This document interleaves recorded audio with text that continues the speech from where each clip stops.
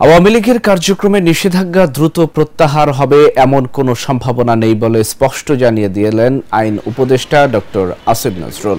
বুধবার দুপুরে বরিশালে পূজা মণ্ডপ পরিদর্শন শেষে সাংবাদিকদের প্রশ্নের জবাবে তিনি কথা বলেন। তিনি আরো বলেন, যখন একটা দলের কার্যক্রম নিষিদ্ধ করা হয়, স্থায়ী কিংবা অস্থায়ী এ ধরনের প্রশ্ন থাকে। আওয়ামী লীগের কার্যক্রমের উপর দেয়া নিষেধাজ্ঞা উঠিয়ে নেওয়া হবে এরকম কোনো সম্ভাবনা তিনি কোনোভাবেই দেখছেন না। অশান্ত পাহাড় প্রসঙ্গে তিনি আরো বলেন, পাহাড়কে যারা অশান্ত করবে তাদের বিরুদ্ধে ব্যবস্থা নেবে সরকার। কোনো ধরনের উস্কানি বরদাস্ত করা হবে না বলেও হুঁশিয়ারি দেন তিনি। আমি যেটুকু বুঝতে পারি, থিওরিটিক্যাল একটা কথা বলেছেন। থিওরিটিক্যালি তো যখন একটা দলের কার্যক্রম কিছু সময়ের জন্য ব্যান করা হয়, তো থিওরিটিক্যালি ওই ব্যানটা আপনার পার্মানেন্ট কি পার্মানেন্ট না সেই ধরনের প্রশ্ন থাকেই। কিন্তু বাস্তবিক অর্থে আওয়ামী লীগের কার্যক্রম নিষিদ্ধটা উইথড্র হবে এই ধরনের কোনো সম্ভাবনা আমি দেখতে পাচ্ছি না, আমি অন্তত দেখতে পাচ্ছি না। বরং আমি যেটুকু জানি যে আমাদের আন্তর্জাতিক অপরাধ আদালতে যে প্রসিকিউশন টিম আছে, সেই টিমের পক্ষ থেকে সংগঠন হিসাবে আওয়ামী লীগের বিচার চাওয়ার একটা পদক্ষেপ বরং নেওয়া হচ্ছে।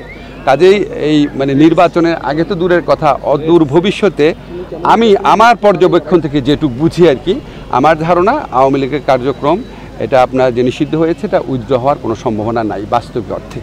ঠিক আছে, আমি আপনাকে বলি যে আমাদের প্রধান উপদেষ্টা যে ইন্টারভিউটা দিয়েছেন, ওইখানে ওনাকে প্রশ্ন করা হয়েছিল যে এত নির্বাচনে দেরি করা হচ্ছে না। কিছু মানুষের তো নির্বাচন নিয়ে সবসময় যে কোনো ব্যাপারেই পলিটিক্যাল মতানৈক্য থাকে।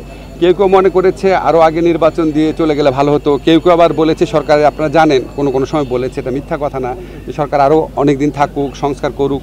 কিন্তু আমার কথা হচ্ছে সরকারের ইচ্ছা কি সেটা তো আমাদের প্রধান উপদেষ্টা অত্যন্ত স্পষ্ট করে বলেই দিয়েছেন। ফেব্রুয়ারি প্রথমার্ধে নির্বাচন, যতবার কথা বলছেন উনি ফেব্রুয়ারি প্রথমার্ধে নির্বাচন।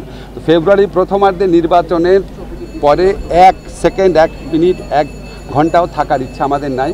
যত তাড়াতাড়ি সম্ভব আমরা স্মুথ ট্রানজিশন অফ পাওয়ারে প্রথম থেকেই বিশ্বাস করতাম।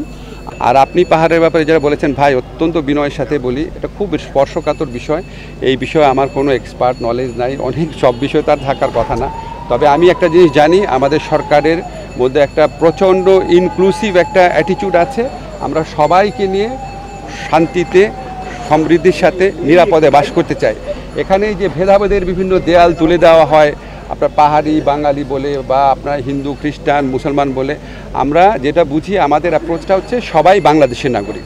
বাংলাদেশের নাগরিক হিসাবে সবার যেমন সমান অধিকার আছে, শান্তিতে সম্প্রীতির সাথে বাস করার, নিরাপদে বাস করার অধিকারও সবার সমান আছে।